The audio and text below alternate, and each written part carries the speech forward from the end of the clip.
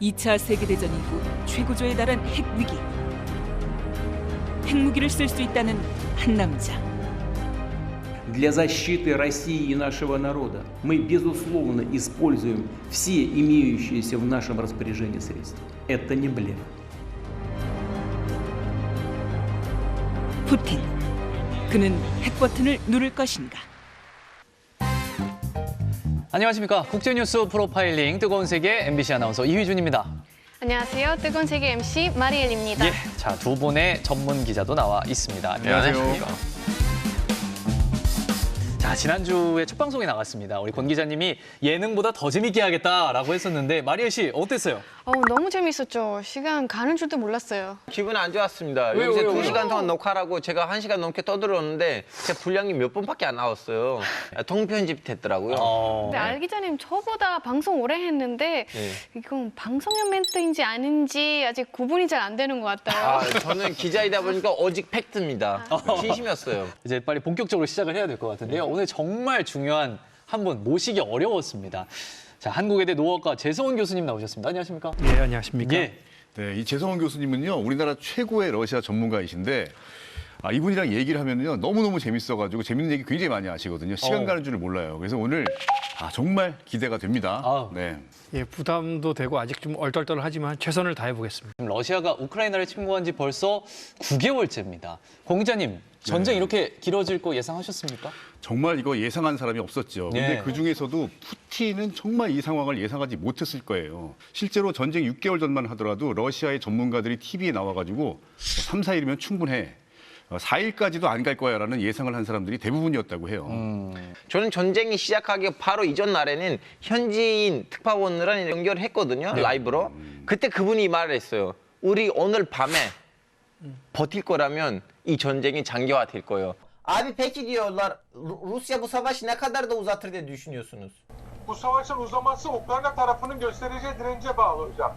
Yani Ukrayna tarafı sıkı durursa, 1-2 gün durabilirse, mesela bu geceyi atlatırsak, yarını da atlatırsak, 2 günü atlatırsak biraz direnebilir. Ama bu gece çok ani bir baskınla Kiev'i alabilir yani Rusya. 말 그대로 전날 밤에는 이 우크라이나가 그때 버텼고 그러다 보니까 전쟁이 오늘날에 장기화된 거고 실질적으로 지금도 우크라이나가 잘 버티고 있어요. 예. 하룻밤만 버티면 장기화가 된다 그렇게 얘기를 했었던 네. 거군요. 네. 사실상의 동맹관계를 형성해온 미국이 우크라이나 군대를 굉장히 강군으로 만든 것은 물론이고요. 이번 전쟁에서도 무기라든지 작전이라든지 정보라든지 모든 면에서 대대적인 지원을 하고 있습니다.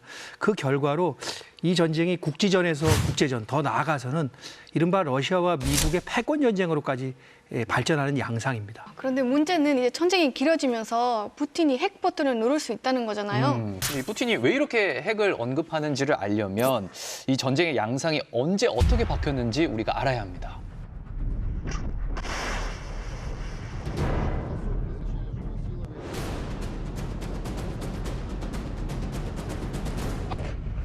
Защищаю нашу общую родину, чтобы сегодняшние неонацисты захватили власть.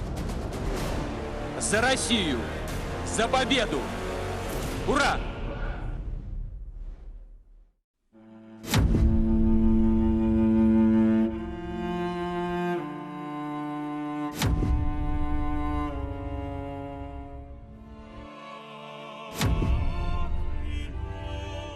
민간인을 위협하거나 민간 시설을 공격하지 않겠다는 그의 약속은 지켜지지 않았습니다. Именно избавить людей от этих страданий, от этого геноцида является основной, главной причиной. 일방적인 전쟁으로 우크라이나인들의 평범했던 일상. 그들의 터전은 비극으로 물들었습니다. Let's go! Go, go, go! Move! Умирай, пожалуйста! Я тебя прошу! Кто нам детей вернет? Кто? Вон сколько трупов мы вытягивали, как захоронили за дома.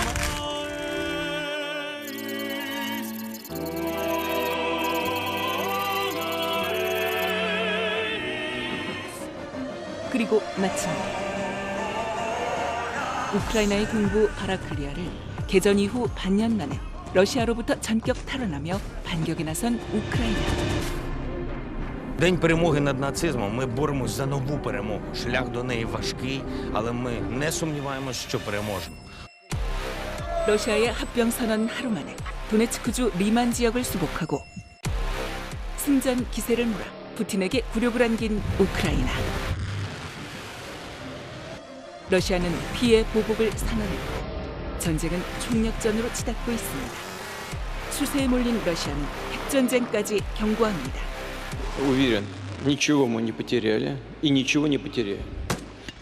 И при угрозе территориальной целостности нашей страны для защиты России и нашего народа мы, безусловно, используем все имеющиеся в нашем распоряжении средства. Это не блеф. 전 세계의 질서를 뒤흔들며 핵공포를 불러일으킨 푸틴. 과연 푸틴은 어떤 선택을 하게 될까요? 영토의 통합성이 위협받는다면 러시아와 국민을 보호하기 위해서 모든 수단을 쓸 것이다. 폭풍이 아니다. 푸틴이 예상하지 못한 방향으로 전쟁이 좀 흘러가고 있어요.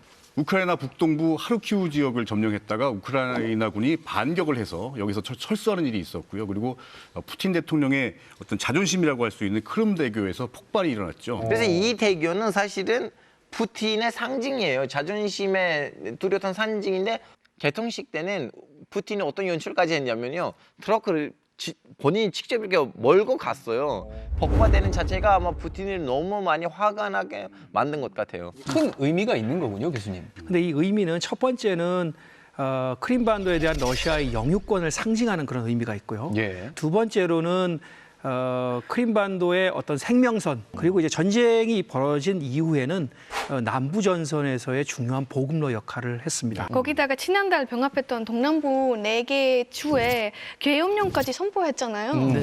자, 이 전쟁을요. 러시아는 특별 군사 작전이라고 얘기를 했단 말이죠. 그런데 이제는 이게 아니라 정말 전쟁이다라는 걸 사실상 선포한 셈이 되는 거고요. 네. 이 전쟁의 양상도 이제는 좀 다른 방향으로 흘러갈 가능성이 대단히 높다 이렇게 볼 수 있을 거예요.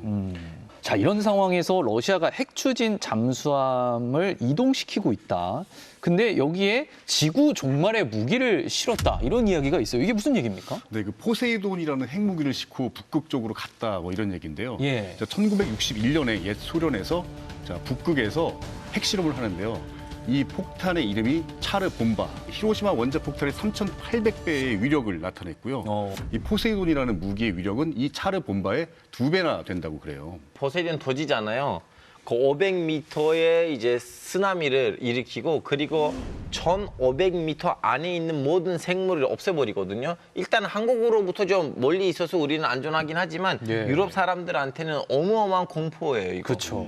그러면서 미국에는요 그롬이라고 하는 대규모 핵전쟁 훈련을 한다라고 또 통보를 하기까지 했어요. 그래서 만약에 핵실험까지 하게 된다면 그것은 우크라이나에 대한 경고의 의미도 있지만 더 나아가서 미국과 서방에 대한 경고도 있어요.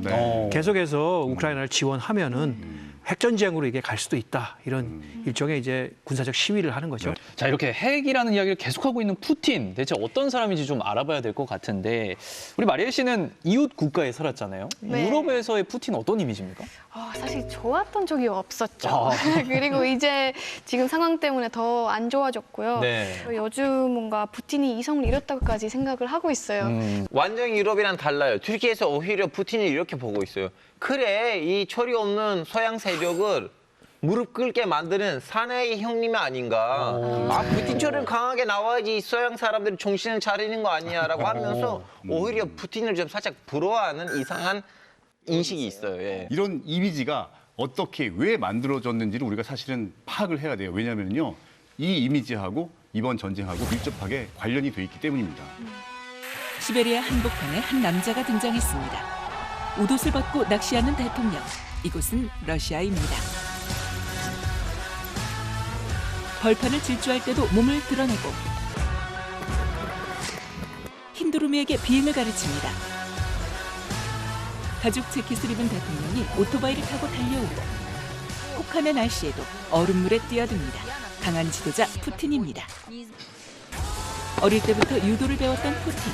그의 싸움 철학은 그때 탄생했습니다. Практика схватки допускает и компромиссы, и уступки, но возможно они только в том случае, если это путь к победе. 자신처럼 몸을 가꾸라고 충고도 합니다. Nicht ganz nackt. Wenn ich Urlaub mache, halte ich es nicht für nötig, mich hinter den Büschen. Нужно отказаться от злоупотребления алкоголем, от других вредных привычек, заняться физической культурой, спортом. 산불 피해 현장에도 달려가 소방용 비행기를 직접 운전하며 러시아를 지킵니다. Для меня Россия – это вся моя жизнь. Это совершенно очевидный факт.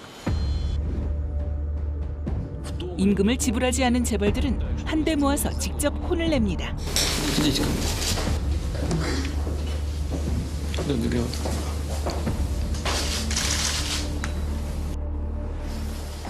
В другом виде, то это будет сделано без вас. 어디든 달려가 무엇이든 해결하는 힘센 대통령. 외교 무대에서도 거침없습니다. 상대 정상을 기다리게 하는 이른바 푸틴 타임. 메르켈 총리와의 회담장에는 커다란 개를 데려왔습니다. 메르켈 총리에게 개 공포증이 있다는 사실을 과연 몰랐을까요? 언제 어디서나 힘을 과시하려는 모습입니다. 푸틴의 이른바 거리두기 외교. 프랑스와 독일 정상도 거리두기 외교의 상대가 됐습니다. 그만이 할 수 있는 행동일 겁니다. 자신이 러시아를 구하기 위한 지도자라고 강조하는 푸틴. Считаю своей святой обязанностью сплотить народ России, собрать граждан вокруг ясных. 그에게 소련의 해체는 역사적 비극입니다. Какое событие, которое уже произошло в России, хотели бы изменить? Развал Советского Союза. И об этом я уже говорил, что крушение Советского Союза было крупнейшей геополитической катастрофой века. Для российского же народа Больше от нас подобных ошибок не дождется. 나치 독일에게 거둔 승리를 기념하며 되새기는 그날의 영광. 위대한 러시아 제국의 부활. 푸틴의 꿈입니다. Мы знаем и твердо верим, что мы непобедимы, когда мы вместе. Ура!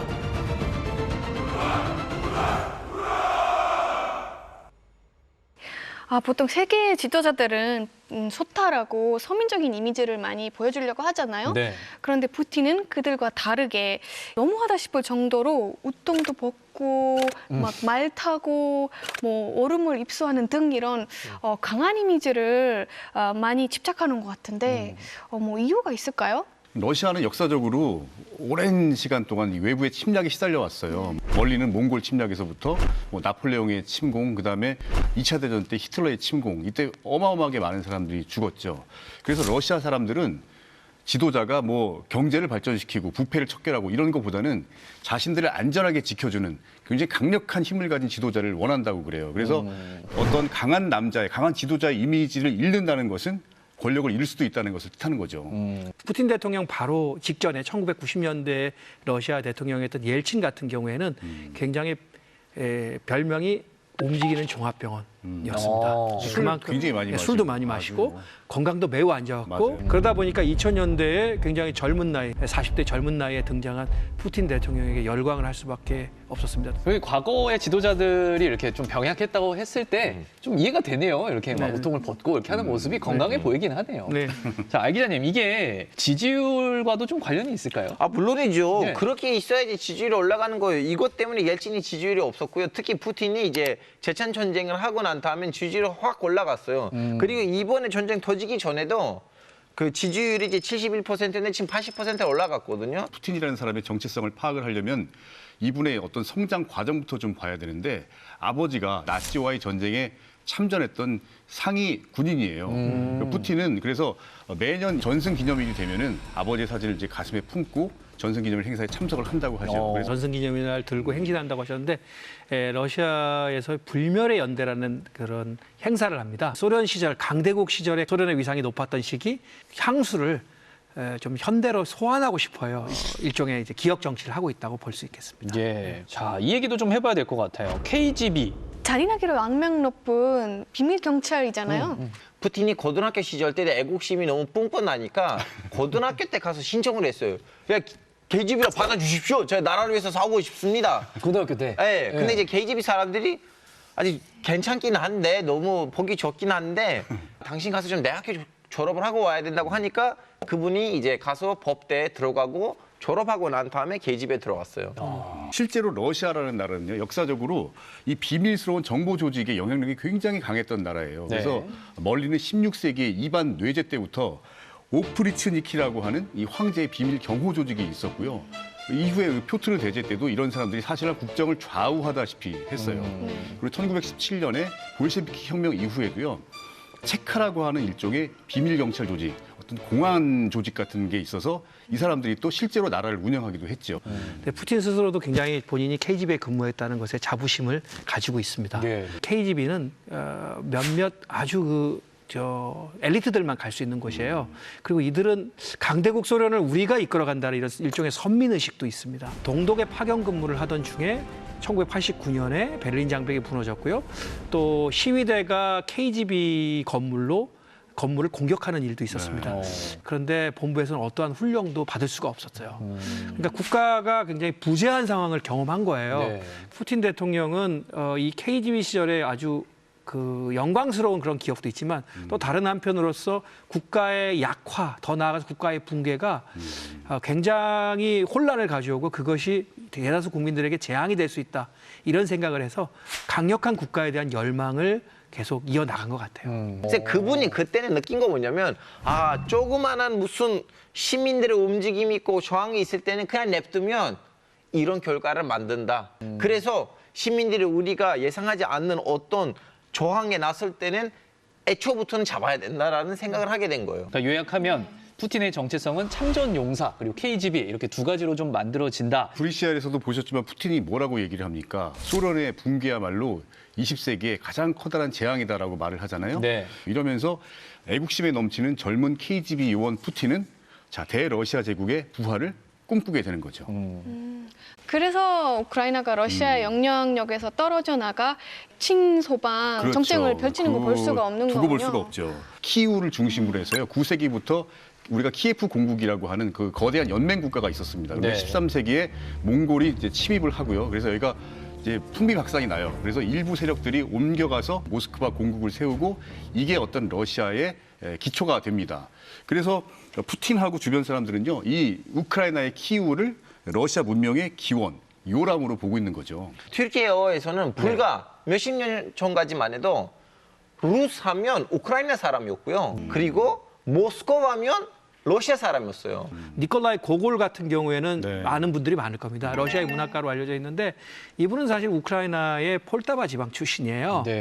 근데 그 지역의 어떤 민속적 모티브를 활용을 해서 많은 러시아어로 많은 소설을 썼어요. 푸틴의 주장에 따르면 이러한 문화유산들을 러시아의 것과 우크라이나의 것으로 어떻게 나눌 수 있겠느냐 이렇게 이제 주장을 합니다. 그런데 우크라이나와 러시아가 한민족이라고 주장하는 푸틴의 말을 또 전혀 받아들일 수 없다는 거잖아요. 젤렌스키가 대통령 당선되고 나서부터 이제 독립된 국가라는 입장을 더 확고하게 말하고 있잖아요. 왜 했어요? 일단은 그 젤렌스키가 어떻게 대통령 될지 또 우리 시청자분들한테 알려드려야 되는데 젤렌스키는 아시다시피 제 선배예요. 그분도 코미디언이었고 저도 코미디언이에요. 내 후배인 줄 알았는데 기자님 아니었어요? 기자? 알았더니. 저는 하여튼 이제 그분이 이제 진짜 괜찮은 드라마 하나 있었어요. 웃긴 드라마였는데 정치적인 드라마였거든요. 그 드라마 속에서 그분이 이제 하나의 정당을 만들고 그 정당을 출마했는데 대통령 됐어요. 다음에 뭐 임명했던 인사들은 다 그 드라마의 작가 PD들이었는데 그렇다 보니 좀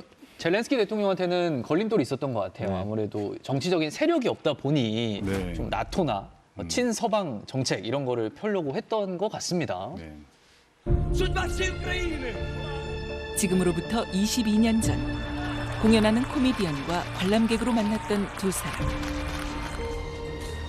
당시 코미디언 젤렌스키는 2019년 41세 최연소 우크라이나 대통령으로 당선됩니다.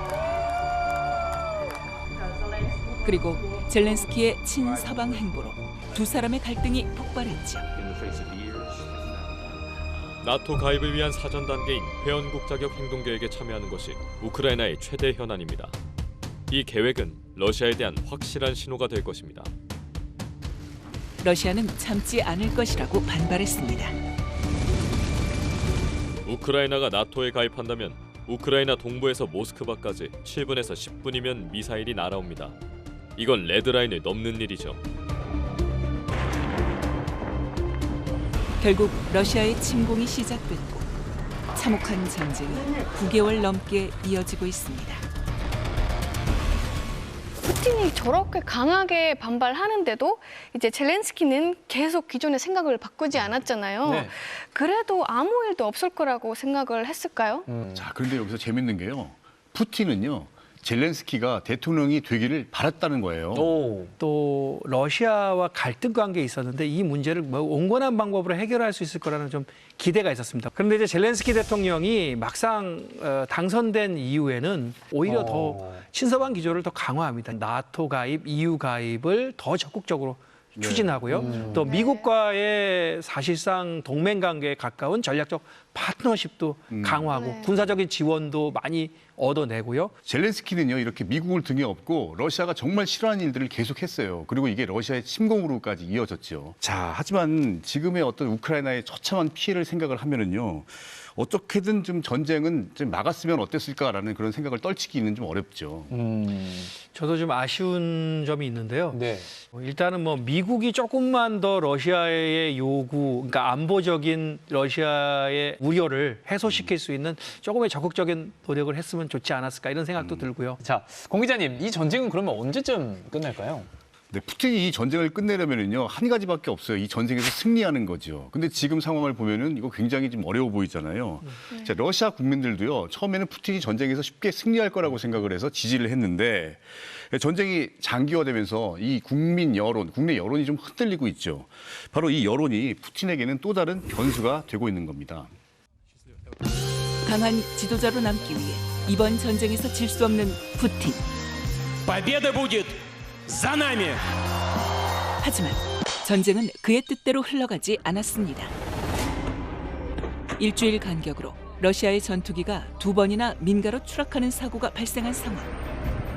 세계 2위 군사력을 자랑하던 러시아. 연료 부족으로 탱크가 멈춰섰고 보급품도 부족한 채로 전쟁을 이어가고 있습니다. 전쟁터에서 백기투항하며 사기마저 꺾인 듯 보이는 러시아군. 전쟁터에서 포로가 된 이들은 충격적인 이야기를 털어놓습니다.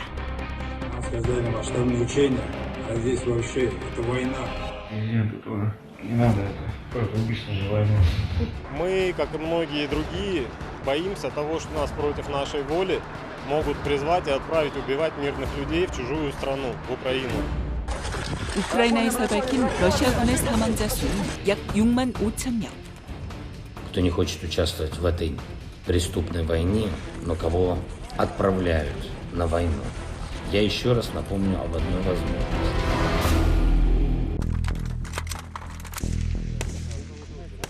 부족한 병력을 채우기 위해 동원령을 발동했지만 Речь идет именно о частичной мобилизации. То есть призыву на военную службу будут подлежать только граждане, которые в настоящий момент состоят в запасе. 이에 대한 내부 반발은 거세지고 있습니다.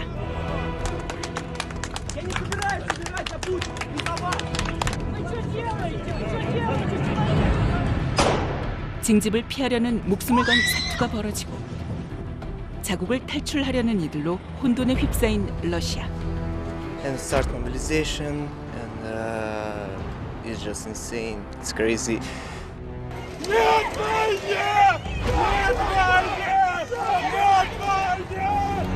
푸틴의 입지가 위협받을 수도 있는 상황. 전쟁에서 질 수 없는 푸틴은 앞으로 어떤 선택을 하게 될까요?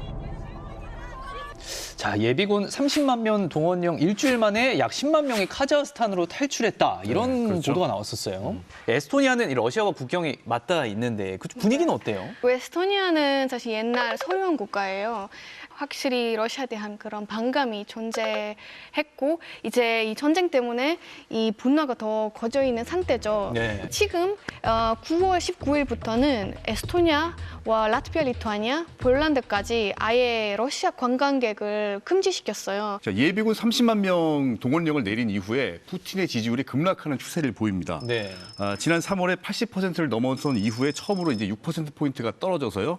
77%로 80% 아래로 지지율이 떨어지게 되는 거죠. 전쟁으로 지지율까지 끌어올렸는데 만약 이 전쟁에서 이제 패배하게 되면 그럼 푸틴은 어떻게 되나요? 이 전쟁의 패배는요, 푸틴이 권력을 잃거나 아니면 푸틴의 개인의 안전이 위협당하는 상황까지 내몰릴 수가 있거든요. 푸틴 입장에서는요, 이 전쟁에서 절대로 져서는 안 되는 겁니다.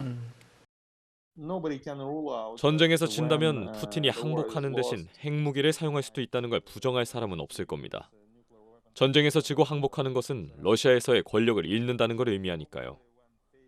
그래서 전쟁에서 지는 것과 핵공격 중에 골라야 한다면 그는 핵공격을 선택할 겁니다. 대중들의 시위가 이어지고 엘리트들의 불만이 늘어나고 군부의 반란이나 전쟁에서의 패배, 러시아군의 철수 같은 상황이 이어지면 푸틴은 내가 졌구나, 게임이 끝났구나 라고 생각할 겁니다. 이렇게 푸틴이 막다른 상황에 몰리게 되면은 이때는 푸틴이 어떤 핵무기를 사용할 가능성이 커진다, 이런 분석인 거죠. 저항이 좀 커지고 이렇게 전장에서 러시아군이 좀 철수하고 있는 이런 상황이 계속해서 벌어지고 있으면 푸틴도 좀 위기감이 느껴질 수 있겠어요? 교수님, 이런 상황이 더 이어지면 정말 푸틴이 핵 버튼 누를까요? 눌러, 뭘 눌러? 무슨 핸드폰이야? 누르면 안 됩니다. 러시아 지도부는 공식적으로 핵무기를 사용하겠다 이런 이야기는 하지 않고 있고요. 네. 이런 경우들에 우리가 대입을 해보면 제 생각에는 핵무기를 사용한다면 돈바스, 그러니까 지금 이제 점령한 영토죠.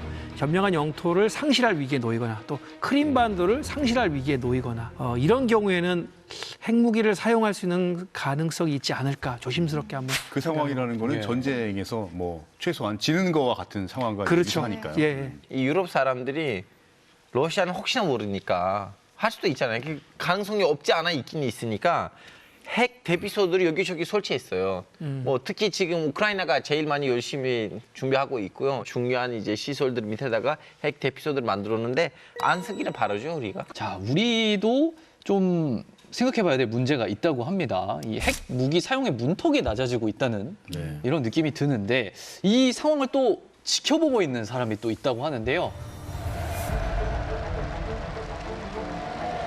어떤 세력이든 우리 국가의 근본 이익을 침탈하려 든다면 우리 핵무력은 이외의 자기 돌직하는 사명을 결단코 결행하지 않을 수 없을 것입니다.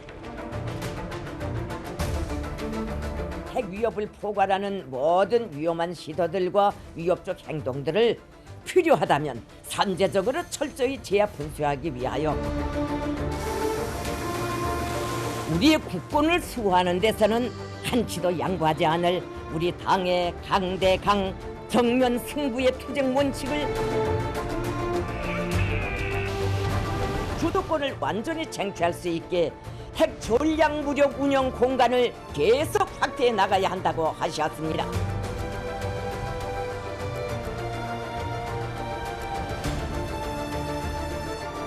반고아욱 책동이 끝장나지 않는 한 우리의 핵무력 강화 로정은 끝나지 않을 것입니다. 자, 자연스럽게 북한 이야기로 좀 넘어와서요. 북한이 미사일 발사를 요즘에 계속해서 하고 있고. 미사일하고 핵하고는 같이 간다라고 보면 돼요. 네. 그래서 이달 초에 북한이 노동당 창건 77주년이었는데 이때 뭐라고 그랬냐면은 탄도미사일 발사가 전술 핵 운용부대의 훈련이었다, 이렇게 말을 했단 말이죠. 노동신문은 적들에게 우리의 핵 대응 태세, 핵 공격 능력을 알리는 분명한 경고다라고 훈련 결과를 평가하기도 했죠. 더 걱정된 거 뭐냐면 바로 헌법에서 핵이랑 관련된 거 북한에서는 개정이 됐어요. 그렇죠. 원래는 방어로 쓰기로 돼 있었는데 북한이 안타깝게도 이것을 선제 공격으로 바꿔버렸어요. 지금 알파고의 이 내용이 굉장히 이제 중요하고 무서운 얘기인데요. 네. 이 무슨 내용이냐 하면은 적의 공격이 임박했다고 판단하는 경우, 또 작전상 불가피한 경우, 이런 자의적인 판단이 들어가는 경우에도 핵무기를 쓸 수 있다 이렇게 명시를 한 거란 말이에요. 그럼 교수님, 북한이 단도미사일을 발사하고 이제 핵 무력 정책을 법으로도 만드는 것이 러시아 우크라이나 이 전쟁과도 관련이 있을까요? 이번 전쟁을 보고 북한은 핵무기를 포기할 가능성은 이제 거의 사라졌다고 봐야 되겠죠. 이 상황에서 북한은 이 혼란기를 비공식적인 핵 보유국으로 인정받는 기회로 삼으려고 하는 것 같아요. 특히나 이제 미국과 러시아가 핵 무기를 가진 강대국들 간의 협의가 불가능한 상황이잖아요, 현재. 진짜 위험한 거 뭐냐면 지금 이제 러시아가 이렇게 핵을 가지고 장난을 치려고 하면 북한 사람들도 야 잠깐만 우리도 핵을 불꽃 축제 하려고 만든 거 아니잖아 하고 치고 들어오면 이거 진짜 그 동북아시아에 있는 정세가 완전히 뒤집히게 돼요. 네, 30년 전 냉전 시대가 끝났는데 이제 지금 이 대립들이 냉전 시대 못지않다는 생각들도 많이 나오고 있어요. 자, 이런 상황에서 어떻게 해야 될지 좀 결론을 내보겠습니다. 결국엔 전쟁을 막는 게 중요합니다. 전쟁이 일어나면 일단 패배한 겁니다. 우리가 임진왜란은 조선이 승리한 전쟁이에요. 그런데 아무도 지금도 우리는 그 전쟁을 승리한 전쟁으로 기억하고 있지 않은 겁니다. 그러니까 전쟁을 막는 것이 가장 중요하고 이미 전쟁이 일어나면 패배는 기정사실화된 것이다. 이렇게 우리가 인식을 했으면 좋겠습니다.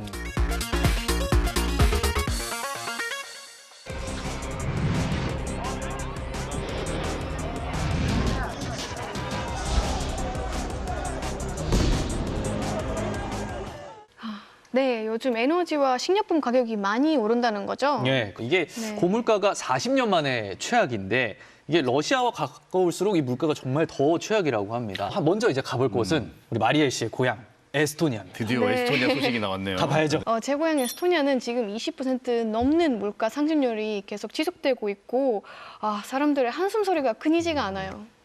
저는 탈린 대학교에서 한국어 교사로 일을 하고 있는데요. 제 뒤로 에스토니아 국기가 보이시죠? 파란색은 에스토니아의 하늘과 발트해의 바다색을, 하얀색은 겨울의 흰 눈, 여름 백야와 더불어 나라의 독립과 자유를 상징한다고 합니다. 그럼 가운데 있는 검은색은 무슨 의미일까요?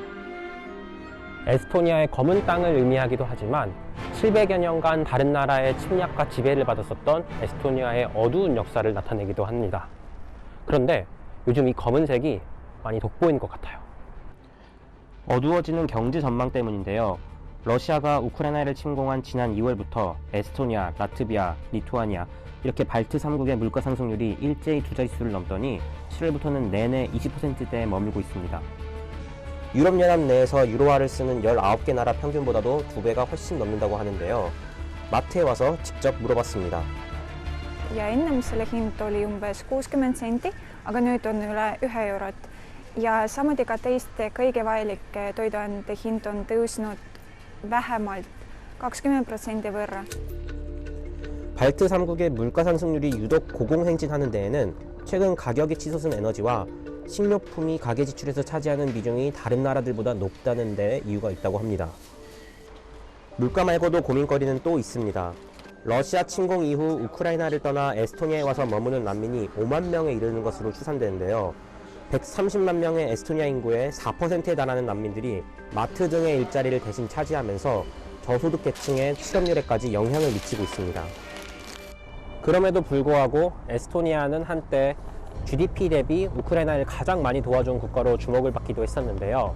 그 이유로는 러시아 제국 시기와 소련 시기에 에스토니아와 우크라이나는 함께 지배를 받았었다는 공통점이 있고 2014년 크림 사태와 이어서 벌어진 현재 전쟁의 상황을 봤을 때 과거 소련 국가들에서도 비슷한 일들이 벌어질 수 있다는 그런 우려 때문에 에스토니아가 우크라이나에 대해서 동병상련을 느끼게 되는 것 같습니다.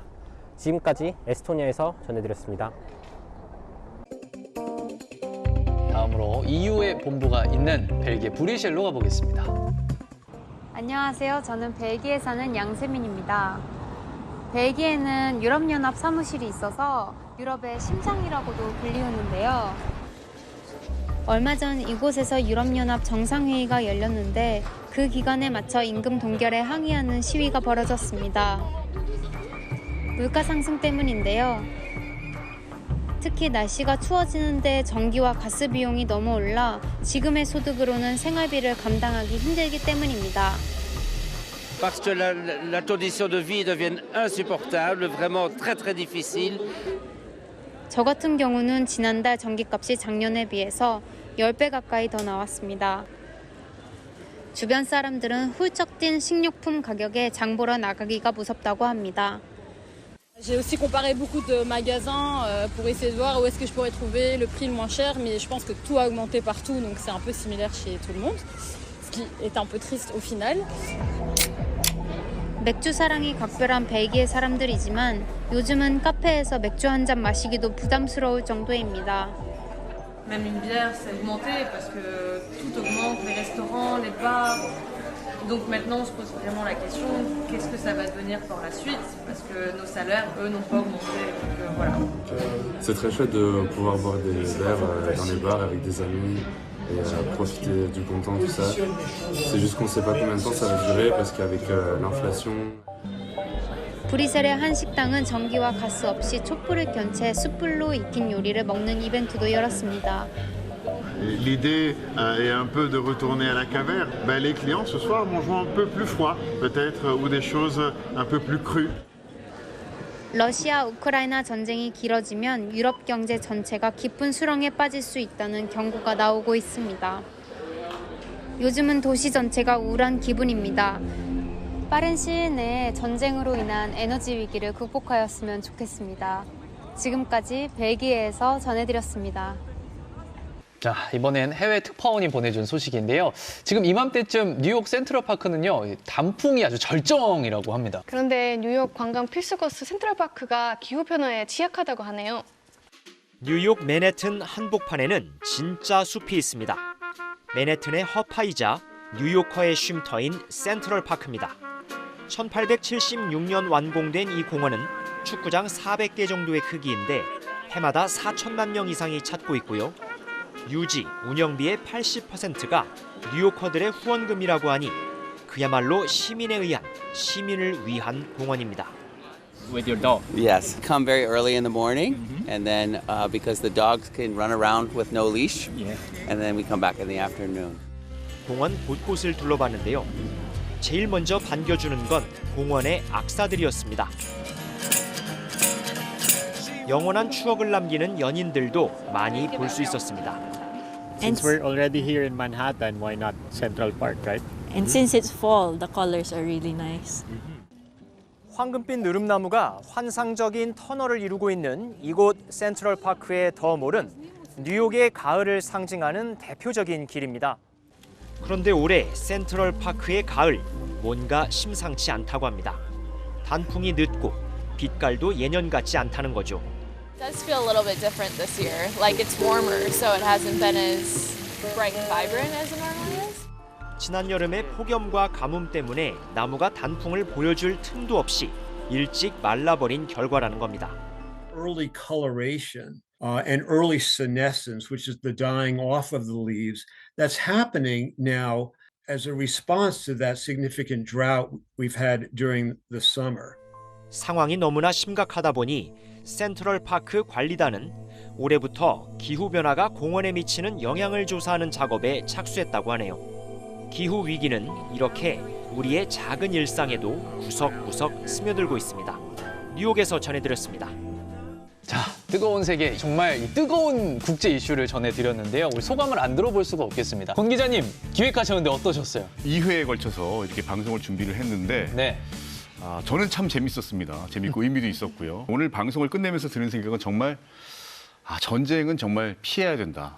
평화가 중요하다는 생각을 다시 한번 하게 되네요. 자, 오늘 뜨거운 세계는 러시아와 우크라이나의 전쟁에 대해서 전해드렸습니다. 양쪽의 피해가 너무 크고 또 주변국들까지 피해를 입고 있는 상황이라서 좀 하루빨리 평화롭게 이 전쟁이 종식됐으면 좋겠습니다. 저희는 또 뜨거운 이슈로 찾아뵙도록 하겠습니다. 시청해주신 여러분 고맙습니다.